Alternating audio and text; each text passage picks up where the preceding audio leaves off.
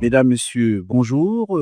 Ernest Blanchardini, mon excellent confrère de BrazaNet Media et moi-même avons le plaisir de recevoir Jean d'Arc Donyama Mokoko, qui vient de commettre un ouvrage très important, riche en informations sur les finances publiques. C'est notamment la loi organique relative aux lois des finances en République du Congo. Et dans le même élan, le même auteur nous a aussi proposé ce que je considère comme un prolongement de son ouvrage, une publication à succès, c'est Lumbongi, nous en parlerons tout à l'heure.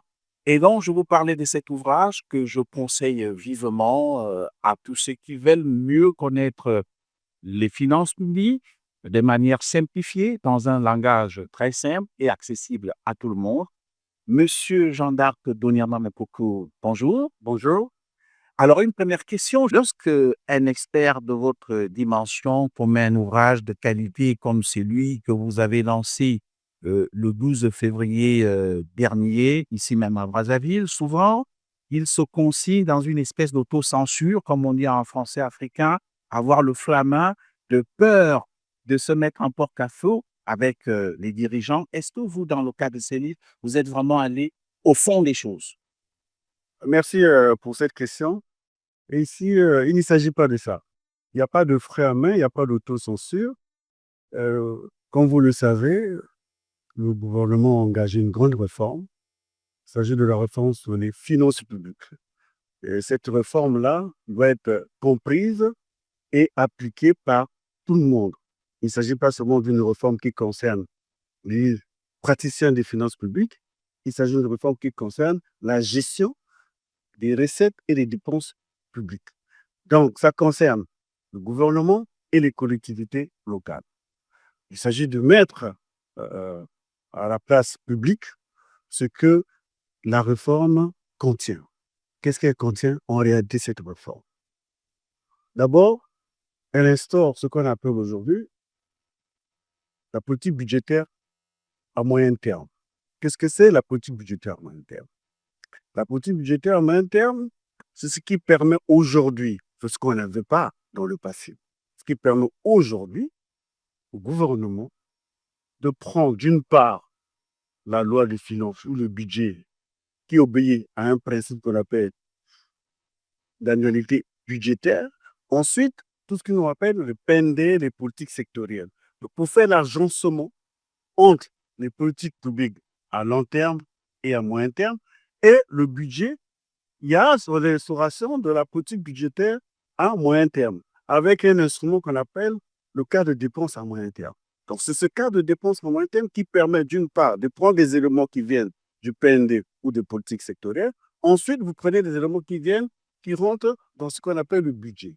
Et annuellement, on prend annuellement ces éléments-là pour élaborer la loi de finances et pour élaborer le budget.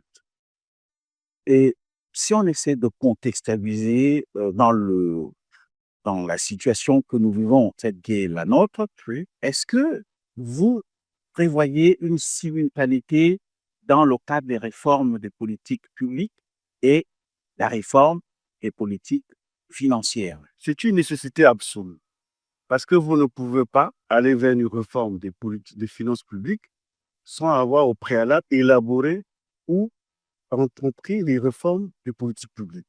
Pourquoi il y a cet agencement que je suis en train de dire? À quoi servent les politiques, les finances publiques?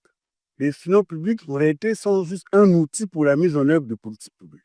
Bah, il faut d'abord élaborer des politiques publiques. Après, on regarde comment est-ce que ces politiques publiques seront financées. C'est là intervient maintenant les finances publiques.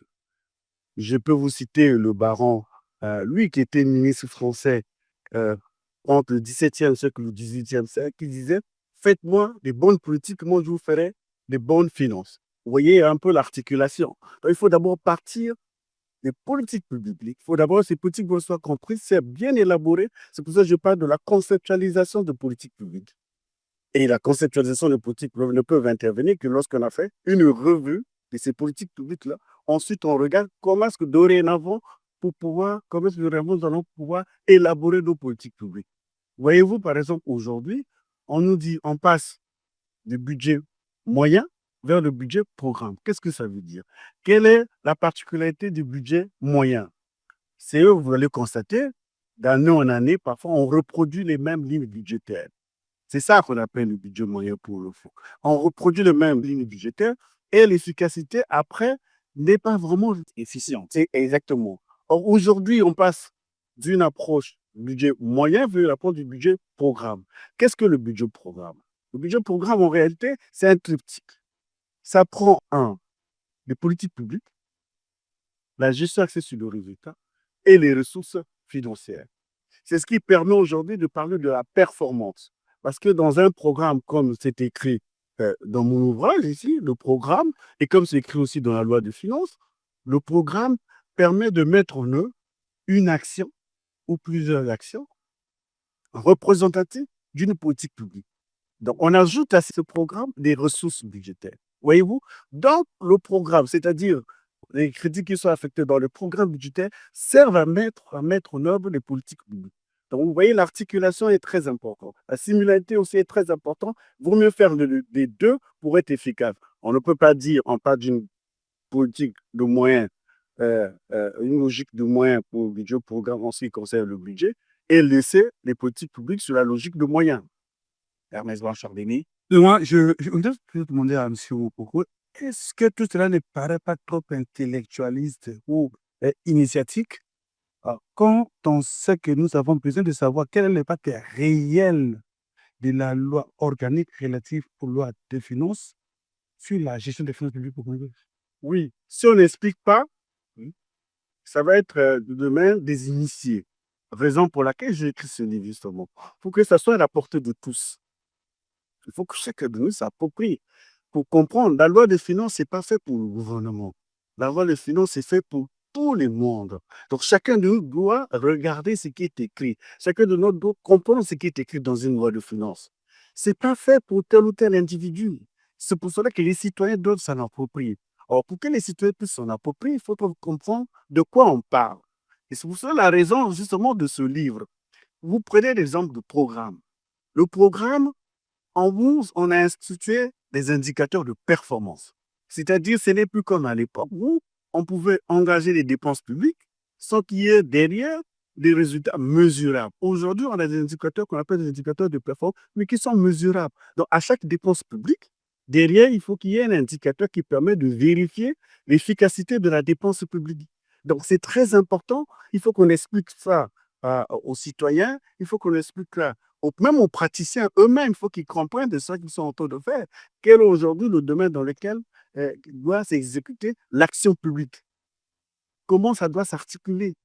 Et c'est l'objet même. Vous voyez, aujourd'hui, j'accepte de participer à une émission comme la vôtre, c'est justement pour faire cette diffusion-là, pour que chacun de nous puisse comprendre. Ça ne doit pas rester quelque chose pour les technocrates, ça ne doit pas rester quelque chose pour les simples financiers. Il faut que ça soit accepté par tout le monde. Tout le monde doit être rentré dans le bain pour comprendre la chose. Sinon, on ne réussira pas. Sinon, on ne réussira pas. Vous êtes vraiment un praticien des finances publiques, vous êtes un commis de l'État, responsable aussi dans une administration publique stratégique du point de vue financier de ce pays. Est-ce que vous avez l'impression que ce que vous dites dans cet ouvrage corrobore la réalité ou ça demeure encore au stade d'une quête, il faut toujours avancer pour la performance? Vous avez raison de soulever ce point. Alors, je dois vous dire, c'est seulement cette année que nous avons basculé en mode budget programme. Voilà, donc les résultats, il faudra attendre d'abord la première année. Je dois aussi signaler pour les impatients, entre le moment où on met en œuvre une réforme et les résultats, on peut prendre 4 ou 5 ans. Donc, il faudra être patient. Mais la première année, on pourra déjà regarder qu'est-ce qui a marché, qu'est-ce qui n'a pas marché. Je vous dis, c'est une révolution, cette réforme. Et même nous-mêmes, les praticiens, nous sommes en train d'apprendre comment la mettre en œuvre. Comme je l'ai souvent dit, il ne s'agit pas d'un texte écrit par les Congolais. C'est un texte que nous avons transposé de la directive CEMAC. La directive CEMAC elle-même a copié ce texte, je dirais, copié de la loi organique française. Voyez-vous, ce n'est pas le même contexte. Ce n'est pas le même contexte, le contexte français, le contexte congolais. Donc, il faut prendre le temps nécessaire pour regarder qu'est-ce qui va, qu'est-ce qui ne va pas, pour pouvoir l'améliorer, l'adapter au contexte local. Ça veut dire qu'il faut encore, comme dirait quelqu'un, la tropicaliser Absolument. ou la congoliser. Bien sûr, parce que je vous donnais par il y a certains éléments qui se trouvent dans cette loi qu'aujourd'hui, à l'heure actuelle, qu'on ne peut pas mettre en application parce qu'elle ne correspond pas à nos réalités. Donc, on va prendre le temps, on va regarder la façon de pouvoir adapter ces éléments-là pour permettre que ça soit bien compris chez nous. Sinon, ça ne servira pas à grand-chose. Alphonse Dongo? Alors, est-ce que vous pouvez essayer de nous faire une réelle description de l'impact des réformes de politique sur les finances publiques? Euh, Comment est-ce que vous conceptualisez cela dans la situation qui est la nôtre? Alors, d'abord, en ce qui concerne les réformes des finances publiques, la loi organique que nous on appelle sur la constitution financière est accompagnée d'autres séries de textes, notamment le décret portant un règlement général de la comptabilité publique, le décret sur un nomenclature budgétaire, le décret sur le plan comptable. Vous voyez, à peu près, c'est tous ces textes-là qui sont aujourd'hui transposés dans le contexte congolais et qui, au fur et à mesure, sont en train de mettre en œuvre. Voyez-vous, les réformes dans le contexte congolais, il est difficile. Pourquoi? Parce que l'administration congolaise n'était pas habituée à ces genres de réformes qui sont très, très importants. Ça prend du temps. Aussi, il faut aussi garder à l'esprit qu'il y a des gens aussi qui sont réfractaires aux réformes, qui ne veulent pas que les choses changent. Il faut tenir compte de tout ce monde-là. C'est pour cela qu'il faut prendre le temps nécessaire pour expliquer et pour avancer. Il ne faut pas avancer brutalement. Il ne faut pas avancer brutalement. Et nous, on le fait de façon apaisée, on le fait doucement, au fur et à mesure, pour que les gens puissent prendre le temps nécessaire de pouvoir comprendre ces réformes-là. Vous voyez, on peut aller même au-delà. À partir de ces groupes, à titre personnel, je pense qu'il faut aller vers ce qu'on appelle la réforme des finances de la politique fiscale. Parce qu'aujourd'hui, la politique fiscale est un peu, de mon point de vue, elle est un peu inadaptée, ne permet pas à l'État de pouvoir avoir les ressources nécessaires pour pouvoir répondre aux besoins des populations. À quoi correspond une politique fiscale? Elle correspond notamment à la mobilisation de recettes, c'est-à-dire trouver les recettes nécessaires pour financer les dépenses publiques, la redistribution, pouvoir soutenir des projets ou les politiques sociales. Ensuite, pour permettre aussi aux gens de venir investir au Congo, l'incitation fiscale. Or, il y a une inadéquation entre les trois éléments qui ne permettent pas aujourd'hui à la politique fiscale congolaise de pouvoir répondre à ces besoins. Donc, il faut la repenser, mais dans un contexte qui soit apaisé. Il ne faut pas faire ça dans les agitations, dans les agitations, dans le concours de mots. Non, il faut de la réponse. Est-ce qu'on ne se trouve pas dans une situation un peu dichotomique où, d'un côté, les institutions de Bretton Woods nous recommandent plus de mobilisation de recettes justement fiscales, et d'un côté, avec l'approche qui est la vôtre, qui voudrait que qu'on prenne un peu du temps pour avoir ce que vous appelez vous-même une justice fiscale. Oui. Voilà. Alors, c'est pour cela que nous, on doit s'approprier un certain nombre de choses. En ce que nous disent des partenaires et la réalité. Voyez-vous, aujourd'hui, la politique fiscale sert à financer les politiques publiques. Voyez-vous, à quoi sert la mobilisation de recettes si vous n'avez pas de bonnes politiques? Ça sera à les dépenser pour les résultats qui seront difficilement appréciables. Donc aujourd'hui, ce qu'il faut faire, à mon sens, pensez d'abord à faire une revue de politique publique. Regardez les besoins réels, les aspirations profondes du peuple congolais.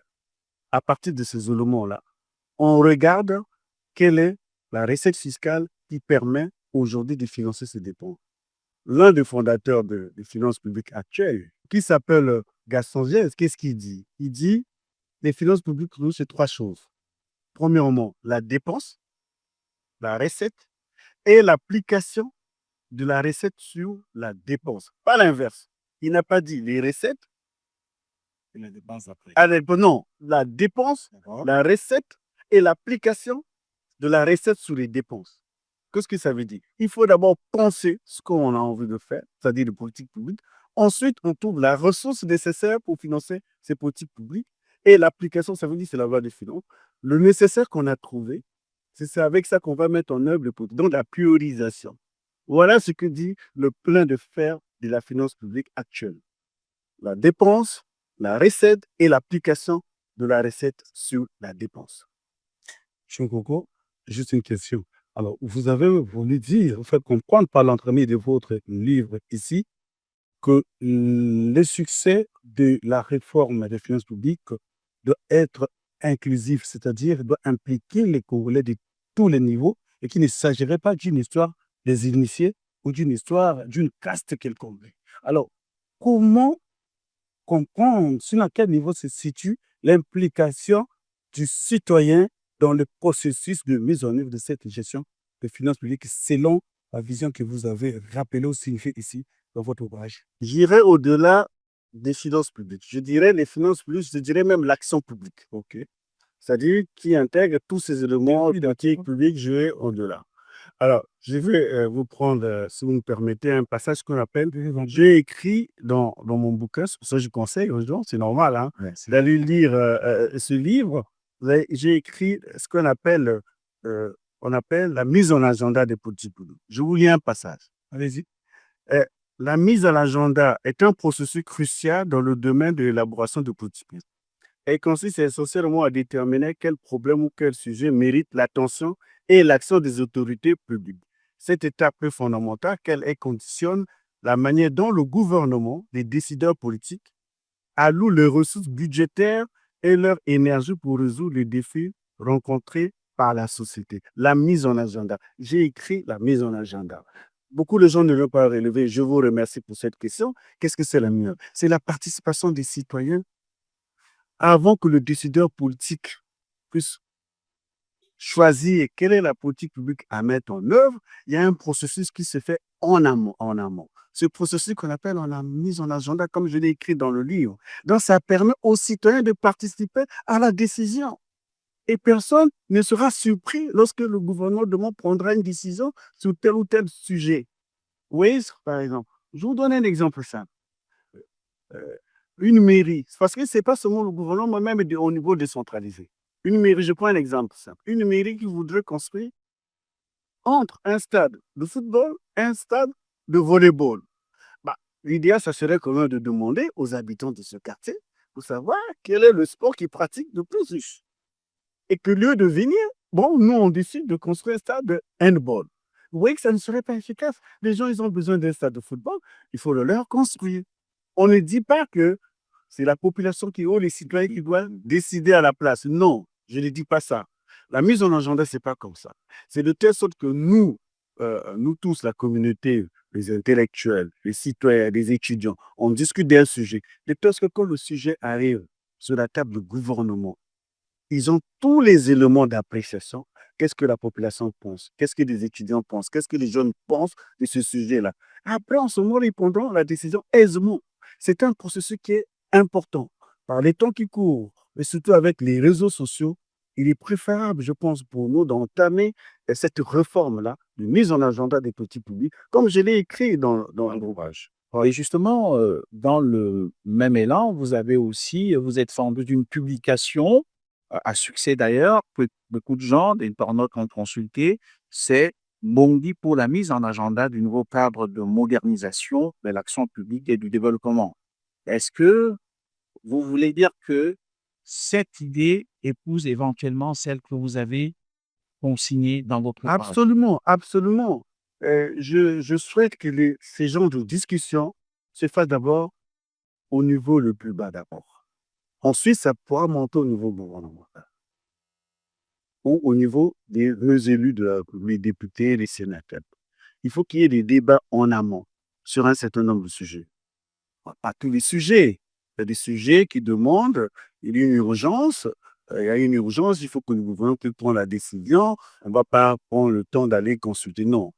Mais en tout cas, pour la majeure partie, en ce qui concerne les politiques publiques, il faut quand même consulter les bénéficiaires de ces politiques-là pour comprendre un peu quelle est leur préoccupation. Et ça permet de prendre une meilleure décision. Vous voyez, quand la décision est prise, les gens qui seront en bas ou les populations, les jeunes ne seront pas surpris de la Est-ce que décision. vous n'avez pas l'impression que dans le cadre de l'élaboration de la loi de finances, il y a déjà des élus du peuple qui vont justement rencontrer leur mandant afin de solliciter leurs desiderata qu'ils nous veulent justement amener au niveau de l'hémicycle et justement que cela soit consigné dans les lois de finances. Est-ce que cela ne se fait pas déjà?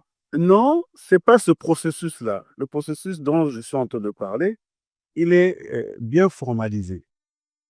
Il est bien formalisé avec les différentes étapes pour qu'une loi ou une idée arrive sur la table du gouvernement. Il suit un processus bien déterminé. Et c'est ce processus qui permet aux différents acteurs, aux universitaires, par exemple. Les universitaires, dans nos universités, il y a des laboratoires, par exemple. On peut leur mettre à contribution pour qu'ils réfléchissent sur un tel ou tel sujet. Voyez-vous, les jeunes, ils peuvent aussi, avec les associations, la société civile. L'élu, bien sûr, il peut jouer son rôle, mais individuellement. Il joue ce rôle-là individuellement. Là, il s'agit d'un travail qui est collectif. L'élu représente, c'est vrai que l'élu est là, mais quand il va rendre compte, il rend compte à ceux qui l'ont élu. Il ne s'agit pas de ça. Il s'agit de prendre euh, toute la République au niveau, que ce soit dans les mairies, que ce soit à l'université, et le débat ouvert. Si vous voulez, les journalistes, vous engagez les débats sur les plateaux de télé, chacun vient, il discute d'un sujet, tout ça là. Mais regardez les débats qui ont lieu dans les autres pays au moment de l'élaboration ou de la loi des finances. Vous voyez un peu, tous les textes, la fiscalité est regardée par les citoyens, par les experts. Il faut que les experts donnent. C'est pour aider aussi les élus de la République. Parce qu'il ne peut pas tout avoir, il ne peut pas avoir toute la matière possible. Donc, il nous appartient pour les aider, chacun de nous avec le peu qu'il peut apporter, un peu de connaissance qu'il a. En ce moment, on engage de la discussion. On dit de la discussion, j'ai eu la lumière. Donc, ce n'est pas une contradiction. Comment, de manière réelle, va-t-on faire pour que tout le monde participe de manière concrète au processus? Dans mon sens, le Mbongi, c'est la concrétisation. Mais avant d'arriver au Mbongi, oui, il faut que ces sujets que j'ai évoqués dans ce texte de réflexion soient d'abord compris et appréciés par chacun de nous. Sinon, le Mbongi ne servirait pas à grand-chose. Voyez-vous, il faut que les gens s'approprient. De quoi on parle dans ce texte, par exemple? Je regardais à peu près ce qui se passait en matière de développement en Afrique et dans le pays de l'Amérique du Sud. Dans les années 60, le modèle de développement était considéré comme un problème de la programmation dynamique, c'est-à-dire un modèle mathématique qu'on prenait, on appliquait dans des pays comme le nôtre, copié toujours dans les pays développés, et ça vient chez nous, on se met à appliquer comme ça. Et ce modèle-là n'a pas fonctionné. Ensuite, on est passé dans un autre modèle dans les années, je pense, 80, ce qu'on appelle le consensus de Washington. Le consensus de Washington, c'est tout ce qu'on a connu avec les ajustements structurels, voyez-vous, tout. Et ça n'a pas aussi fonctionné. Et intervient dans les années fin 90 et début 2000, un monsieur qu'on appelle Joseph Stiglitz. Joseph Stiglitz, c'est qui? C'est un prix Nobel de l'économie et qui était vice-président de la Banque mondiale, s'il vous plaît. Et c'est lui qui remet en question tous ces modèles de développement. Ce n'est pas Jean-Jacques de Nyamamukoko. C'est lui qui remet en question ça. À travers plusieurs interventions qu'il a tenues, plusieurs conférences, pour dire que non, ces modèles-là ne marchent pas. Et il dit quelque chose qui est fondamental. Il dit ces modèles sont ahistoriques. Vous vous rendez compte? Il dit c'est ahistorique. Vous comprenez? Donc il dit aujourd'hui, on ne peut pas concevoir un développement sans tenir compte de la réalité du local, donc de ce que nous sommes, vous et moi, nous sommes des Congolais. Comment voulez-vous que notre modèle de développement va correspondre à ce que le modèle de développement des pays développés qui n'ont pas la même culture que vous et moi, qui n'ont pas les mêmes traditions, qui n'ont pas les mêmes problèmes, voyez-vous? C'est complètement hallucinant. Donc aujourd'hui, Lombondi demande à ce que nous revenions un peu sur nos valeurs. Et que je commence par quoi? Je commence par le socle de valeurs républicaines. Le socle de valeurs républicaines, et qui a pas commencé à parler des valeurs républicaines chez nous? Le professeur Théophile Obenga, il dit que vraiment, on doit commencer par les valeurs républicaines. Quelles sont les valeurs qui nous réunissent aujourd'hui? Voyez-vous? Voilà. Il y a ça. Ensuite, on passe vers ce que moi j'appelle le nouveau paradigme de développement. C'est quoi le nouveau paradigme de développement? C'est la façon dont nous devons nous concevoir notre développement. comment on doit se voir. Avec trois éléments, pardon, principaux. La solidarité, qui fait référence au principe, au socle de valeurs. L'environnement, nous ne pouvons pas s'en passer du développement dans notre pays. Ensuite, l'économie pour la croissance et la diversification économique. Vous voyez, il faut intégrer ces éléments-là de nouveau paradigme de. Oui, sauf que Monsieur Mokoko, la théorie de Stiglitz a été combattue par Kenneth Rogoff, qui lui était de l'autre côté à la Banque mondiale. C'est vrai que Stiglitz a permis un tout petit peu de civiliser les rapports maintenant du Fonds monétaire international avec les pays qui sont sous programme. Mais est-ce que vous n'avez pas l'impression que quand vous faites la projection en vous lisant, on risque de ne pas parfois mettre en œuvre certaines recommandations que vous êtes en train d'énoncer, notamment la réinvention du modèle de développement, tout en sachant que nous sommes quand même régis par des espaces communautaires et que nous avons aussi des accords bilatéraux avec certains partenaires au développement qui nous imposent une certaine démarche macroéconomique. Vous avez raison. Votre question elle est très importante. Je vais vous énumérer 2 ou 3 choses. En ce qui concerne les politiques économiques, vous en convenez avec moi que aujourd'hui, la politique monétaire n'appartient pas au gouvernement. Elle est communautaire. Politique monétaire. Nous n'avons pas de souveraineté sur la politique monétaire. D'accord. Ensuite, la politique budgétaire. La politique budgétaire aujourd'hui, c'est un domaine partagé, puisque vous avez des critères de convergence. Il faut respecter. Il faut respecter, voilà. Mais le gouvernement a une marge de manœuvre aujourd'hui qui lui permet de faire des ajustements. On est d'accord. Troisième élément, c'est les politiques publiques. Voyez-vous, sous les trois, là où il y a la souveraineté aujourd'hui totale, je dirais, du gouvernement ou de l'administration publique, c'est sur les politiques publiques. Sinon, tous les 2 autres, nous n'avons pas la souveraineté sur ces éléments-là. Donc, il nous reste encore les politiques. C'est là où nous pouvons faire changer beaucoup de choses. Et là, en ce moment-là, vous avez raison, parce que aujourd'hui, les partenaires au développement essaient un peu, je ne dirais pas obligés, essaient de nous emmener sur un certain nombre de choses, ce qu'on appelle aujourd'hui, dites les dépenses dites sociales. Pour moi, les dépenses sociales n'ont pas de fondement parce qu'ils ne sont pas supportés par un document de base qu'on appelle politique publique. Ce sont les lignes de crédit, ce sont les lignes budgétaires qui permettent de prendre en charge telle ou telle personne en difficulté. Mais nous devons nous-mêmes construire notre politique sociale. Il faut construire notre politique sociale.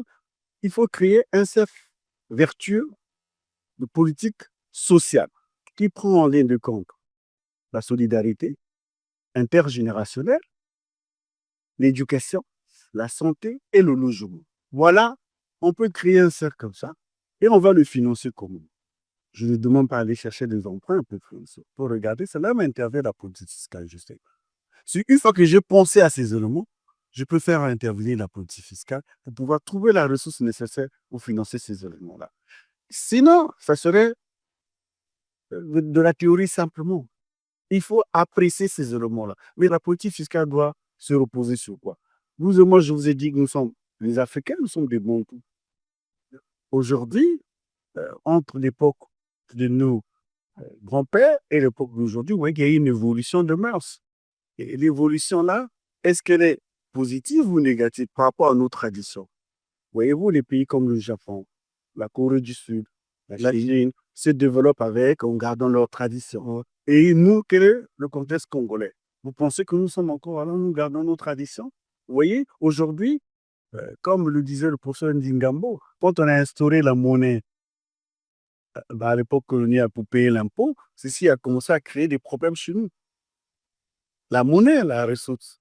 Quand on a commencé parce qu'on a instauré la monnaie pour pouvoir payer l'impôt. Avant l'impôt, les capitalisations étaient payées avec les outils de l'agriculture, c'était des pièces, des TOF, des choses comme ça, avec c'est ce qui permettait de payer l'impôt. Mais après, quand on a instauré la monnaie, ça a commencé à nous créer des problèmes.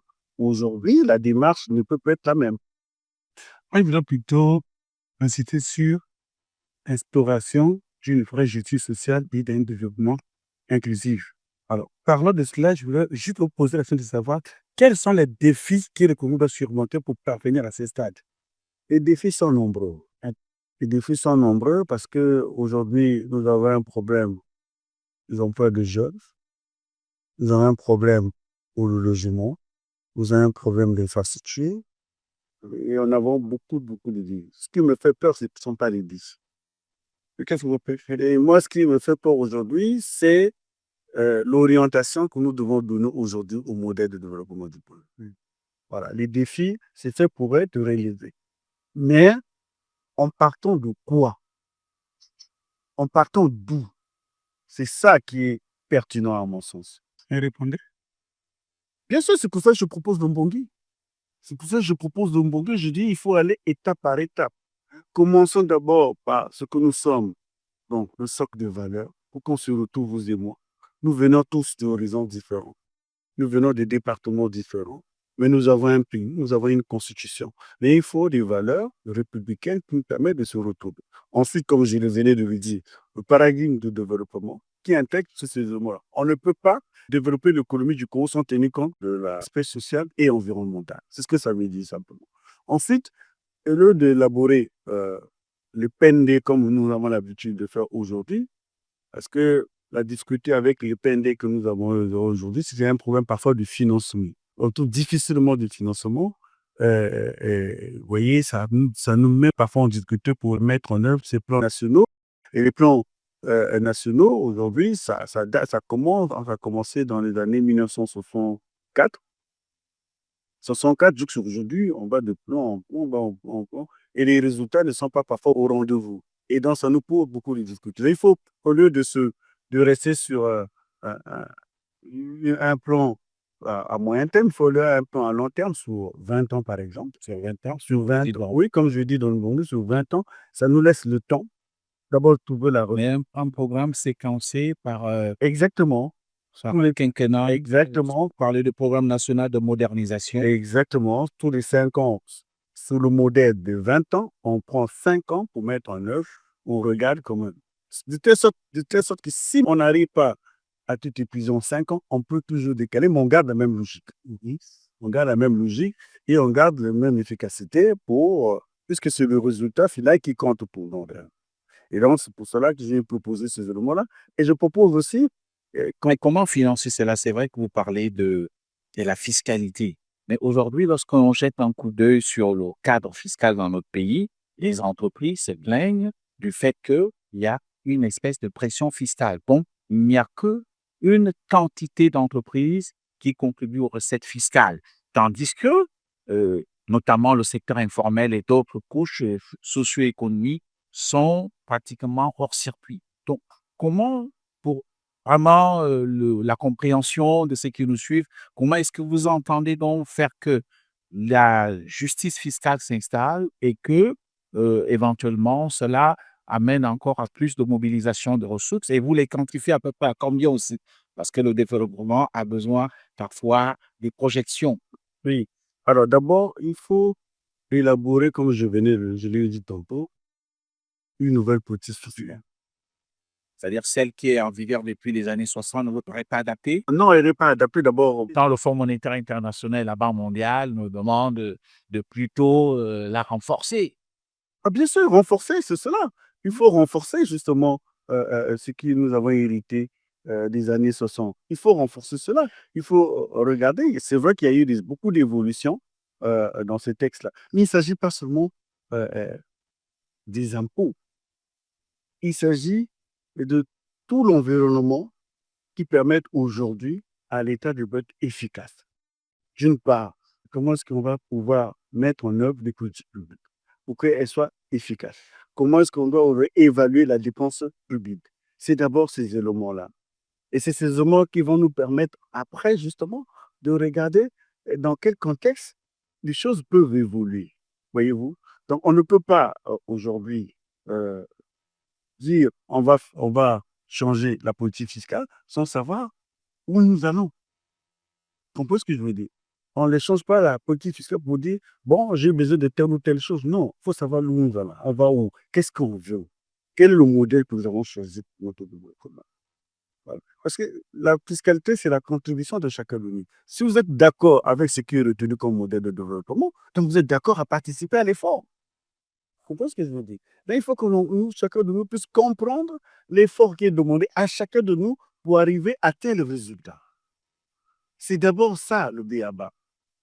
Voyez-vous, les propositions, des projets, ces choses-là, comment j'appelle des catalogues, on peut tous le faire. Ce n'est pas un problème, ça. Ça, on peut le faire. Mais pour ça aboutir à quel résultat? C'est-à-dire, vous parlez des projets que nous proposent nos partenaires au développement, par exemple. Oui, il faut comprendre que le partenaire au développement ne vient pas ici pour développer le pays. Ils viennent ici nous aider à développer le pays. Donc, l'effort doit d'abord venir de nous-mêmes d'abord. Il ne faut pas penser que la Banque mondiale et les FMI sont là pour venir développer notre pays. L'effort doit d'abord venir de nous. Mais nous, qu'est-ce que nous voulons d'abord nous-mêmes? Voyez-vous, nous, on habite dans ce pays. Je vous demande, mais dans quel Congo vous voulez que nos enfants vivent aujourd'hui? Il faut d'abord répondre à ces préoccupations d'abord nous-mêmes. C'est d'abord un problème congolais. On veut aller où? Qu'est-ce que nous voulons? Ce n'est pas un problème du gouvernement, du président de la République. Non, chacun de nous doit savoir, doit participer pour dire où on veut aller. Qu'est-ce qui est bien pour nous? Oui. Nous avons lu, je suis en partie, tout le livre, et c'est pas qu'un seul quelques pages. J'ai lu le résumé, nous avons compris. On vous suit depuis le début de cette émission pour comprendre aisément dans le contexte politique congolais. Est-ce possible de matérialiser ce qui est dit dans cet ouvrage? Bien sûr, bien sûr. Rien, Et ça prendra un peu de temps. bien sûr, rien n'est hors portée. Vous savez, nous avons un pays qui est magnifique. Ça, tout le monde est dit. Ah oui, mais non, absolument, il faut le C'est riche, magnifique et tout ça. Ah, bien sûr. Les problèmes se posent à quel niveau? Le problème, c'est que nous n'arrivons pas à nous accorder. Ok. C'est ça le problème. C'est là où je vous pose la question sur la difficulté de mise en œuvre des bonnes idées qui sont proposées ici. Vous savez, pour construire le chemin de fer, on a dû creuser les montagnes. Voyez-vous, ce n'est pas les difficultés qui vont nous empêcher de pouvoir avancer. La réforme, les réformes, je dirais, c'est ce qui est fondamental. Vous ne pouvez pas avancer sans faire des réformes. Il faut absolument des réformes. Il y a parfois des difficultés au niveau des citoyens, parce qu'aujourd'hui, quelqu'un qui est au chômage, vous voulez parler de la réforme, il n'a même pas envie de vous écouter. Le ventre affamé n'a pas d'oreille. Vous voyez comment je dis? Mais pourtant, c'est la solution. Et pourtant, c'est la solution pour lui. Aujourd'hui, le gouvernement, l'administration publique ne peut pas avancer sans une réforme. Le gouvernement ne décide pas sans une loi, sans un décret. C'est ce qu'on appelle l'ensemble de réformes, ces éléments-là. Il faut préparer, il faut réfléchir en amont pour pouvoir que ça soit mis en application, ensuite introduit dans la loi de finances pour que ça soit exécuté. Il faut les réformes. Absolument, le maître mot, c'est réforme, réforme, réforme. On ne doit pas sortir des réformes. Il ne faut pas sortir des réformes. Les réformes, ce n'est pas fait pour les partenaires au gouvernement. C'est d'abord pour nous-mêmes. Réforme sur la politique sociale, réforme sur la politique de santé, réforme sur la politique éducative. Voyez-vous, réforme sur la politique fiscale. C'est toutes ces réformes-là qu'il faudra mettre en œuvre pour que nous puissions avoir des résultats demain. Sans réforme, on ne pourra pas s'en sortir. Lorsqu'on parcourt votre ouvrage, vous prenez appui sur des pays de l'Asie comme le Japon, Corée du Sud, la Chine, qui ont su réinventer leur modèle de développement en s'appuyant sur leur propre réalité. C'est vrai, on peut vous demander pourquoi vous ne prenez pas un exemple d'un pays africain. Finalement, on est logé dans la même enseigne. Oui, bien sûr, vous avez raison. Les difficultés que rencontre le Congo, si vous voyez partout dans les pays africains, nous rencontrons à peu près les mêmes choses. Et donc, le problème, ça n'est donc pas seulement congolais. Non, Il est extérieur aussi. ah, bien sûr, bien sûr. Ceux qui pensent que le problème est typiquement congolais, ils se trompent. Sinon, les autres pays africains seraient développés.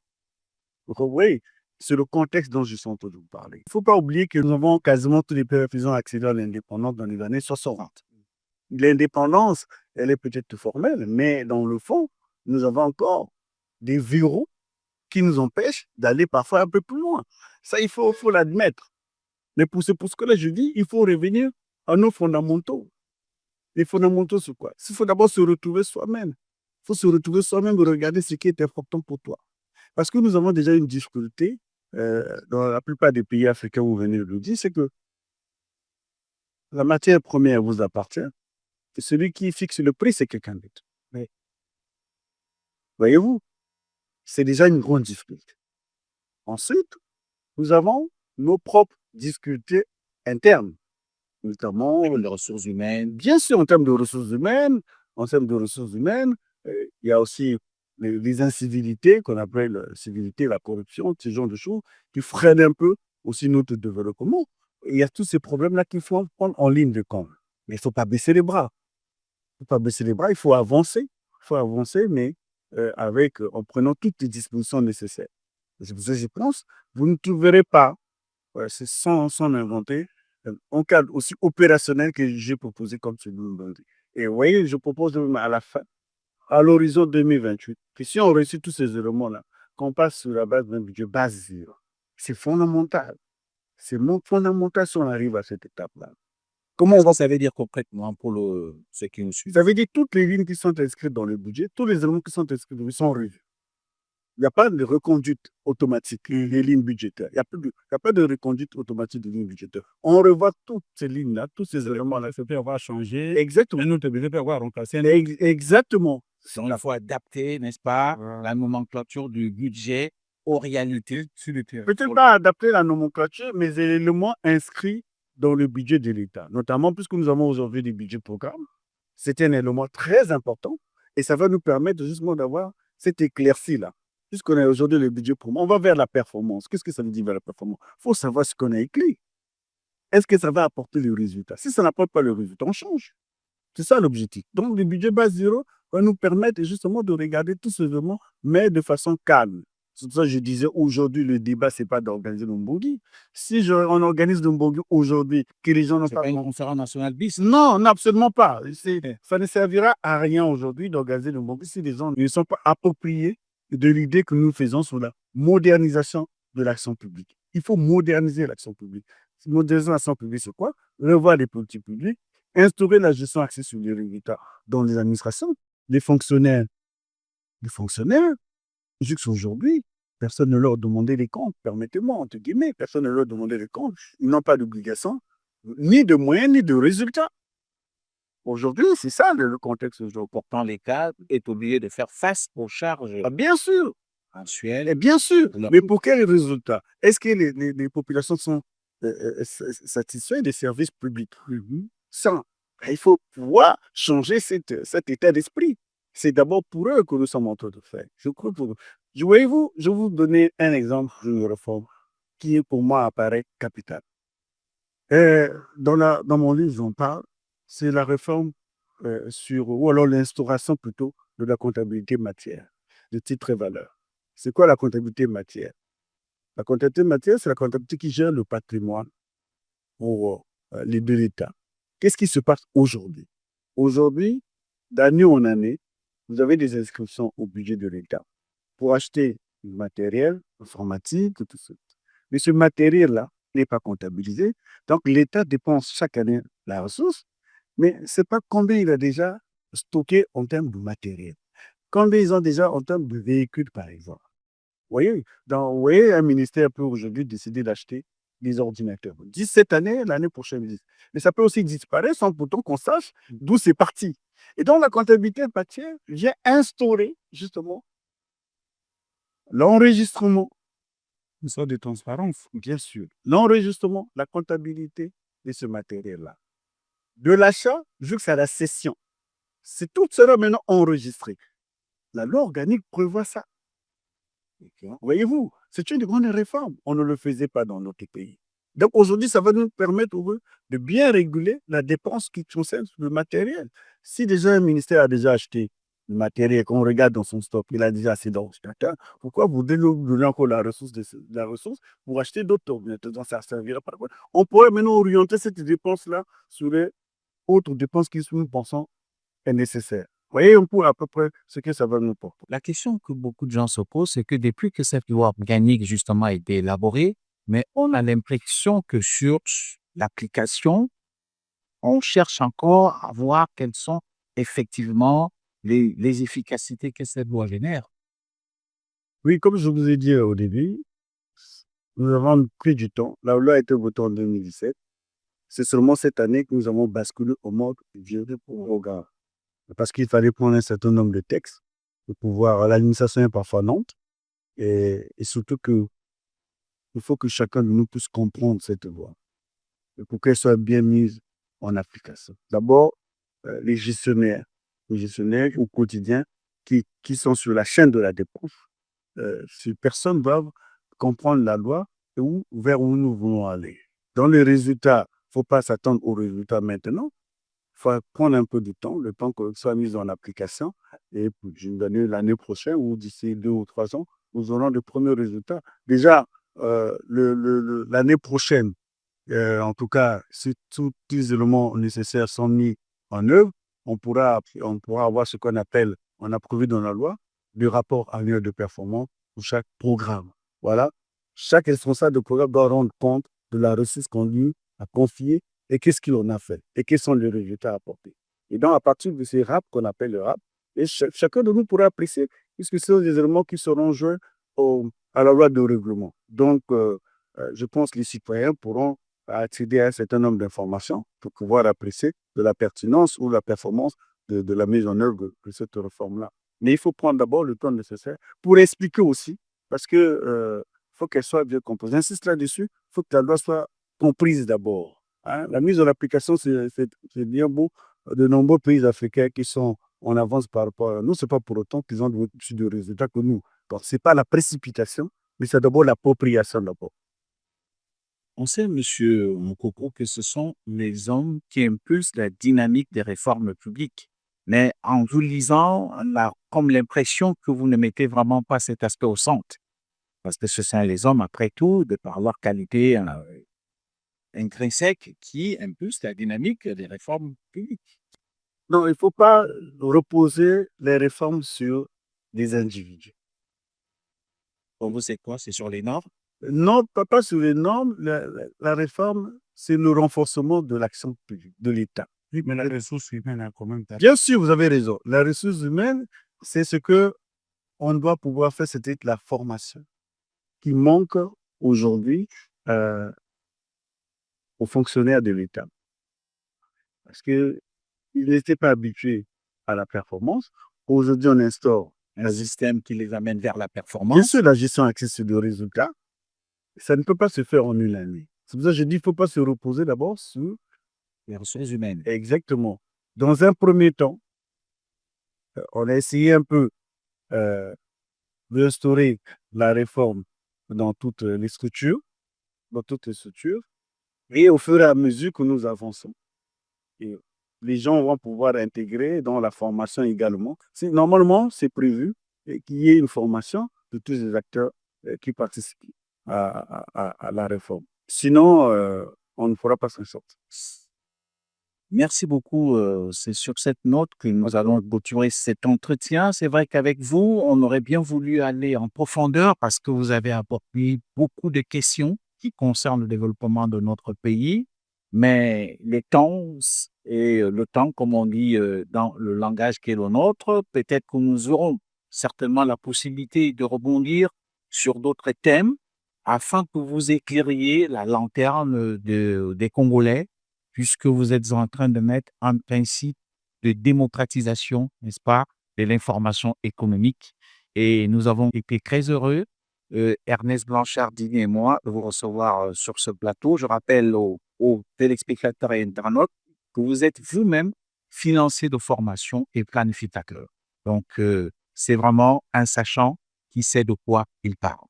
Et il faut noter à toute fin utile que votre livre, n'est-ce pas, a été édité par l'Harmattan ici même à Brazzaville Et nous pourrons certainement revenir sur d'autres thèmes très importants qui pourront vous permettre d'éclairer la lanterne des Congolais, puisque vous êtes dans un process de démocratisation de l'information économique. À très bientôt. Merci. Merci.